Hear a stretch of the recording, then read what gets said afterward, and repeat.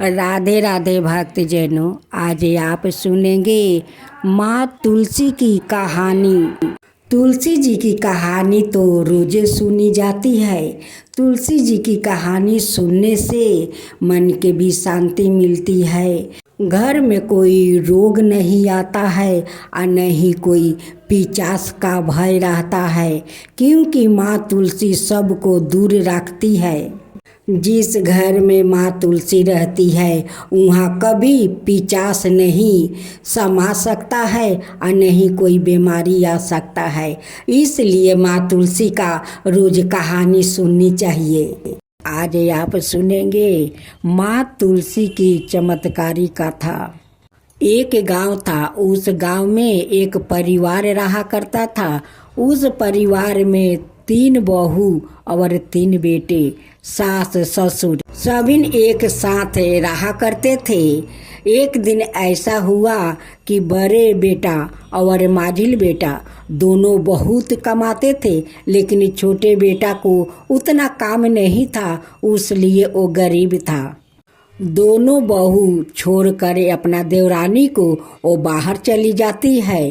कहती है कि इस घर में रहूंगी तो ये दलिदरता, तुम्हारी जो छोटी बहू है इनके लिए सारे धन हमारा नष्ट हो जाएगा।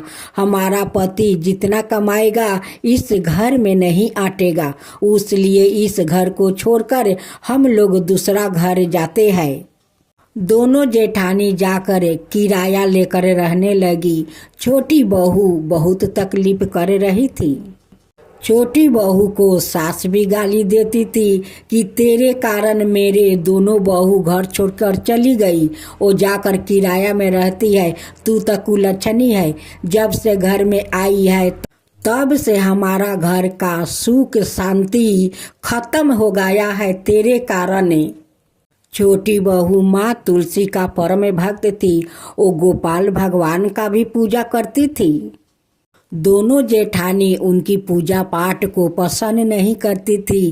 कहती है कि ये खाली पूजा पाठ करती है, पूजा पाठ, गरीबी तो खत्म होता नहीं है, तुलसी तो घर में धन देती नहीं है। जब देवरानी तुलसी माता का पूजा करने जाती है तो जेठानी चूल का मुट्ठी धर कर टांगती है। कहती है कि कुलच्छनी, तू तुलसी के पास जाएगी नहीं, गोपाल के पास जाएगी नहीं, तू पूजा मत कर, तू कुलच्छनी है।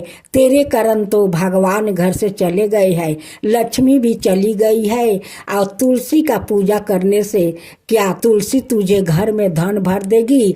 तू पूजा मत कर, घर से तू बाहर जा। देवरानी माँ तुलसी का मंदिर पकड़ लेती है, रोती है, कहती है कि माँ मुझे रक्षा कर, माँ मुझे रक्षा कर, गोपाल मुझे रक्षा करो। देखो आज मेरे जेठानी पूजा नहीं करने देती है, चूल का मुट्ठी पकड़कर मुझे टांगती है, मारती है, मुझे रक्षा करो। छोटी बहू माँ तुलसी से विनती करती है कि माँ मुझे जितना जेठानी सताए, सास भी सताए, जितना भी मारे पीटे, लेकिन मैं जब तक जीवित रहूंगी तब तक आपका पूजा करूंगी, मैं पूजा नहीं छोड़ूंगी। एक दिन माँ तुलसी और गोपाल भगवान का दया आ गया उस छोटी बहू पर। माँ तुलसी एक दिन चमत्कार अपना दिखाने लगी। एक दिन जेठानी आती है और दीवार के पीछे खड़ा होकर देखती है कि तुलसी तो बहुत सारे हीरा मोती मोहरे उनकी मंदिर से आ रहा है। ये देख कर जेठानी का आंख फटे के फटे रह गया। ये चमत्कार को सास ससुर भी देखकर बहुत आश्चर्य में पड़ गया कि ये तो माँ तुलसी चमत्कार कर रही है, मेरी बहू तो वो लक्ष्मी है, वो लक्ष्मी के रूप है। आज उनकर सत्य पर माँ लक्ष्मी देखो कितना आ रही है, और माँ तुलसी ये सारे हीरा मोती मोहर सब बरसा रही है। अब तो जेठानी एक दिन छोटी बहू का घर आती है और कहती है कि देवरानी तू सत्य है रे, तू सत्य है, तू तो लक्ष्मी है। तू क्या करती है कि तेरे घर में इतना सारा धन आता है। उनकी ससुर कहते हैं कि मेरी छोटी बहू तो साक्षात लक्ष्मी है, वो माँ तुलसी है, वो सत्य है। आज उनकी सत्य पर माँ तुलसी इतना सारा हीरा मोती मोहर वो बरसा रही है। वो तो गोपाल भगवान का कृपा है। माँ तुलसी बिना तो गोपाल भगवान भी भोग नहीं लगाते हैं। उनकी तुलसी होते हैं तभी वो भोग लगाते हैं। तो देखो आज मेरी बहू भगवान को पूजा करती है, गोपाल जी का और माँ तुलसी का। आज दोनों मिलकर मेरे बहू के ऊपर बहुत कृपा किया है, बहुत कृपा किया है कि इतने सारे धन वो लोग देते हैं।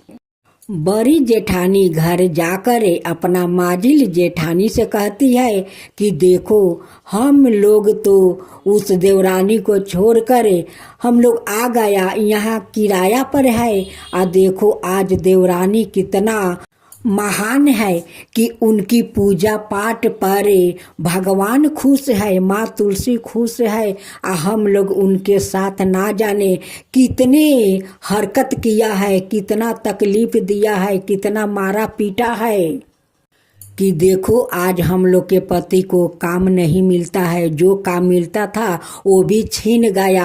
आज हम लोग कितना तकलीफ में है। आ देवरानी देखो वो महारानी है, उनकी घर में कितना धन है, उनकी धन तो कभी खत्म नहीं होगा। इतना माँ तुलसी और गोपाल भगवान दिया है। दोनों जेठानी आती है और अपना देवरानी से माफ़ी मांगती है। कहती है कि देवरानी तू मुझे क्षमा कर दे, मैं तेरा साथ बहुत हम लोग गलत किया है, बहुत मारा पीटा है, उसके लिए देख आज हम लोग भोग रहा हूँ। आज हम लोग के घर में खाने के लिए कुछ नहीं है, मेरे पति को कोई काम नहीं है, जो भी काम था वो सब छीन गया। आज हम लोग का पाप के कारण हम लोग के आज भोगना पड़ता है, तू क्षमा कर दे। देवरानी तो बहुत सीधा साधा वो दयालु थी, अपना जेठानी को क्षमा कर देती है। कहती है कि कोई बात नहीं दीदी, आप लोग आइए, इस घर में हम लोग मिलजुल कर रहेंगे। अब दोनों जेठानी आ जाती है, अपना देवरानी के साथ मिलकर माँ तुलसी का बड़े श्रद्धा भक्ति से वो पूजा करती है। एक दिन माँ तुलसी सपना में वो जेठानी का दर्शन देती है और कहती है कि तू मेरे भक्त को बहुत तकलीफ दिया है, तुम दोनों मिलकर तुम जाओ, गंगा स्नान चल रहा है, तुम दोनों जाकर गंगा में डुबकी लगा कर आओ, तब मेरी पूजा करो, तभी न तुम दोनों को पाप से मुक्ति मिलेगा और तुम दोनों का पति को काम भी मिलेगा। सपने को देखकर दोनों जेठानी बहुत भयभीत हो जाती है। वो उठ कर कहती है अपना देवरानी से कि देवरानी आज माँ तुलसी सपने में दर्शन दिया था, वो कहती है कि तुम दोनों पापी है, तुम जाओ गंगा स्नान करके आओ, तभी तुम्हारा पाप धुल जाएगा और तुम्हारा पति को काम मिलेगा। छोटी देवरानी कहती है कि दीदी जो माँ तुलसी सपना में कही है वही करो, जाओ तुम दोनों गंगा स्नान करके आओ। दोनों जेठानी जाती है, गंगा स्नान करके आती है और माँ तुलसी का गोपाल का पूजा करने लगती है।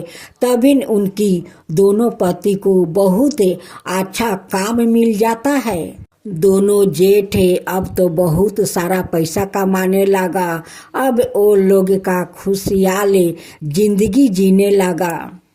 दोनों जेठानी माँ तुलसी से कहती है कि माँ आपका तो महिमा अपरंपार है, आपका कृपा अपार है। आपके कहे अनुसार हम लोग गंगा स्नान किया, आज हमारा पति को बहुत अच्छा काम मिल गया है, बहुत सारा पैसा कमा रहा है। माँ तुलसी, जैसे हम लोग पर आप कृपा किया वैसे ही सबका ऊपर कृपा करना। जो आपका कथा कहे, जो सुने, जो हुंकार भरे, उन सब का ऊपर कृपा करना माँ, सबका ऊपर कृपा करना। माँ तुलसी की जय हो, माँ तुलसी की जय हो, गोपाल भगवान की जय हो, गोपाल भगवान की जय हो।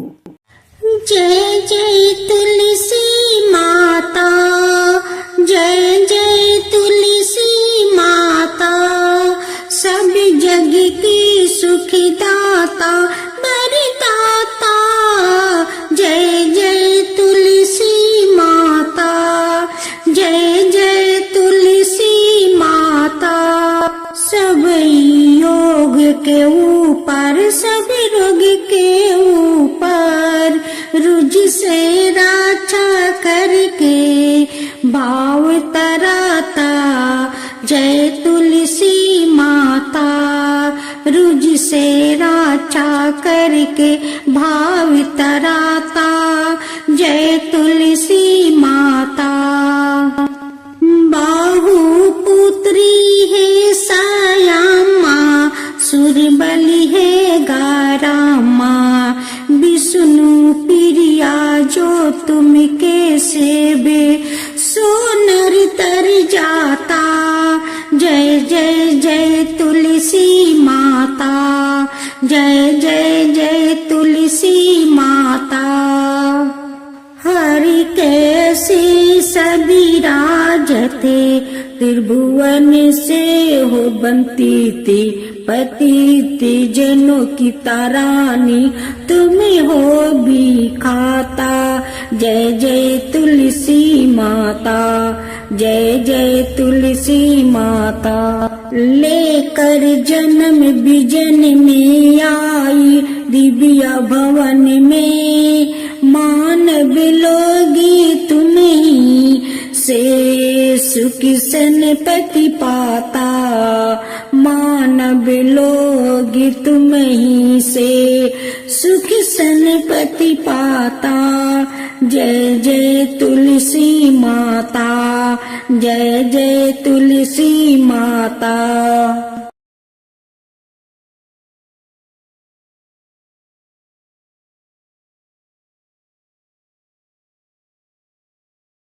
श्री कृष्णा, राधे राधे। मेरे प्यारे भक्त जनों, आज आप सुनेंगे एक ब्राह्मण की बेटी और माता तुलसी की खूब सुंदर कहानी नई। इस नई कहानी को जो सुनेंगे उन पर तुलसी माता प्रसन्न होंगे, उनकी मन चाहा फल जरूर माँ तुलसी देगी। एक गांव था, उस गांव में एक ब्राह्मण और ब्राह्मणी रहती थी। उनकी एक ही बेटी थी। उनकी बेटी माँ तुलसी का परम भक्त थी। वो रोज का उनकी नियम था, वो सुबह उठती है, नहाती धोआती है और तुलसी माता का वहाँ पर गोबर और मिट्टी से लिपती है और वहाँ रंग बिरंग के रंगों से रंगोली बनाती है। तब जाकर माँ तुलसी का वो पूजा करती है, माँ तुलसी का आरती उतारती है। चंपा का माता पिता बहुत चिंतित रहते हैं। वो हमेशा सोचते रहते हैं कि मेरी बेटी तो माँ तुलसी का परम भक्त है और उसकी शादी होकर वो अपना ससुराल जाएगी। ना जाने उनकी ससुराल कैसा मिलेगा, नहीं मिलेगा, वहाँ का लोग उनकर साथ कैसे व्यवहार करेंगे, कैसे रखेंगे, यही सब चिंता में उनकी माता पिता रहते थे। मेरी बेटी तो यहाँ पर रंगोली बनाती है, माँ तुलसी के उस रंगोली पर बैठाती है और उनकी पूजा करती है, आरती उतारती है। मेरी बेटी जहाँ जाएगी वहाँ पर उनकी माता रक्षा करेगी, आप चिंता मत कीजिए। पिता का मन तो मानने के लिए तैयार नहीं है, लेकिन क्या करे, बेटी तो पराया घर के होती है, पराया घर के धन होती है। एक दिन ना एक दिन उनकी तो ससुराल जाना ही होगा। उनकी माता पिता कहते हैं कि मेरी चंपा तो बड़ी हो गई है, अब उनके लिए घर भर खोजना चाहिए।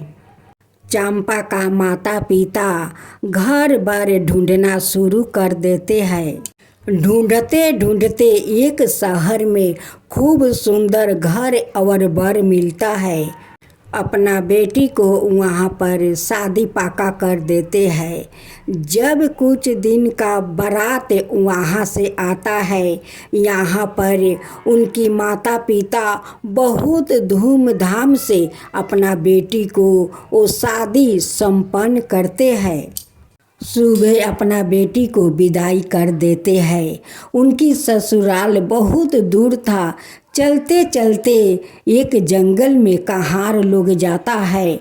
वहाँ पर 3 डाकू वो बैठे हुए थे। पहले से बहुत सारा धन लूटकर उस जंगल में छुपा कर रखा था। जब एक डाकू का नज़र पड़ा तो वो दोनों डाकू से कहने लगा कि देखो माल आ रहा है, 2 डोली में लदे हुए माल आ रहा है। आज तो हम लोग माले माल हो जाएंगे। आज सारे धन हम लोग दूल्हे और दुल्हन के लूट लेंगे। लेकिन चंपा का माँ तुलसी पाता वो तोड़कर उस डोली में रख दिया था और कही थी कि हे माँ तुलसी, आप ही मेरे बेटी को रक्षा कीजिए। तीनों डाकू कहार का डोली रोकवा लेते हैं और दूल्हे के सारे आभूषण लूट लेते हैं और कहते हैं कि अब चलो, दुल्हन का तो बहुत सारा आभूषण होगा शरीर में, चलो वहाँ लूटते हैं। लेकिन माँ तुलसी का कृपा से चंपा अदृश्य हो गई थी और उस डोली में विषहर सांप एक फोना मारकर वो बैठा था। जैसे तीनों डाकू पर्दा उठाते हैं डोली के, वैसे देखते हैं कि इस डोली में तो विषहर सांप फोना मारकर बैठे हैं। वो डर के मारे वो भागने लगा। वो विषहर सांप अपना शरीर से तीनों डाकू को लपेट लेती है और लपेट के कहती है कि यारे दुष्ट, तू जो दूल्हे के सारे आभूषण लूटा था उसे तो पहले लौटाओ, तबे तो तुझे छोड़ूंगी। डाकू दूल्हे के आभूषण उस डोली में रख देता है और हाथ जोड़कर कहता है कि हे नाग देवता, अब मुझे छोड़ दो। वो कहते हैं कि मैं कैसे छोड़ दूँ, तुम तीनों जो जंगल में गरीबों के धन लूट कर छिपाया है वो कौन देगा। चल पहले वो सारा धन निकाल इस डोली में रखे, तबे छोड़ूंगा। तीनों डाकू डर के मारे उस जंगल का सारा धन लिया कर उस दोनों डोली में रख देता है और कहता है कि अब मुझे छोड़ दो, मेरे प्राण को बख्श दो। दूल्हा दुल्हन को उस डोली में देखने जाता है कि दुल्हन सुरक्षित है या नहीं। जाकर देखता है कि चंपा डोली में बैठी हुई है। उस डोली में तो कुछ भी नहीं है, मेरी चंपा है। डाकू कहते हैं कि अब तो हम तीनों के छोड़ दो, सारे धन तो हम लौटा दिया, अब मेरा जान को बख्श दो। वो नाग देवता कहते हैं कि यारे दुष्ट, तुझे कैसे मैं छोड़ दूँ, फिर छोड़ दूँगा तो फिर जाकर गरीब के तू धन लूटेगा, तू जान से मार देगा, मैं कैसे छोड़ सकता हूँ। तीनों डाकू का विषहर सांप डांस लेता है और तीनों मर जाता है।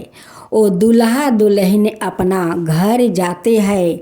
वहाँ के सारे लोग, माता पिता सभी लोग दूल्हा दुल्हन के स्वागत करते हैं, डोली से उतार कर घर में ले जाते हैं। लड़का अपना माता पिता से वो जंगल का सारे घटना वो बताता है कि माँ हम लोग आज कैसे बच कर आया है। माँ कहती है कि क्या हुआ बेटा, वहाँ पर कुछ हुआ था।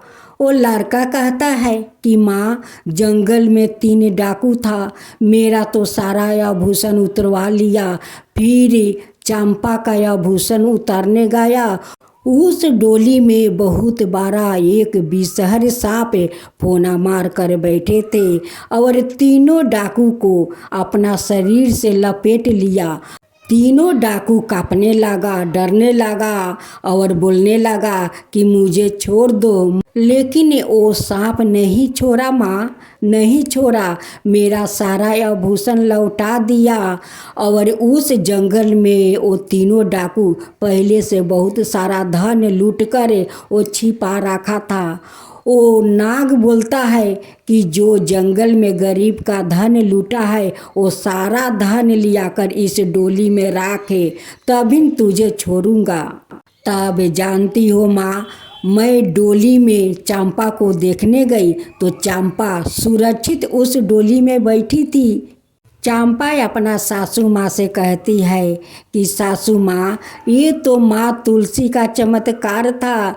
मेरी माँ थोड़ा तुलसी का पाता तोड़ कर मेरे डोली में रख दी थी, उसी का कृपा से तो आज मैं बाची हूँ। और माँ तुलसी विषहर सांप का रूप धारण कर उसे डाकू लोग के जब वो तीनों छटपटा रहा था, उनसे क्षमा मांग रहा था, तब वो विषहर सांप बोलते हैं कि तुम तीनों को कैसे छोड़ दूँ, फिर तुम लोग जाकर गरीबों को धन लूटेगा और जान से मार देगा। उसलिए माँ तुलसी सपेहेरा का रूप धारण की और तीनों डाकू को मार दिया। चंपा तो बहुत दयालु थी, अपना सासू माँ से और ससुर जी से कहती है कि पिताजी माँ देखिए, वो जो धन है वो धन गरीब के है, वो गरीब में बांट दीजिए। ये जो सारा धन है ये हमारा है, ये अपना घर में रखिए, लेकिन वो सारा धन गरीब का धन गरीब में बांट दीजिए। वो धन हमारा नहीं है माँ, ये गरीब का धन है, उसे दे दीजिए। चंपा का मुंह से ये बात सुनकर उनकी सासू माँ और ससुर जी की आंख भर आया और कहने लगा कि ये मेरी बहू नहीं है, ये तो मेरी तुलसी है, मेरी तुलसी मेरी देवी है, देवी है।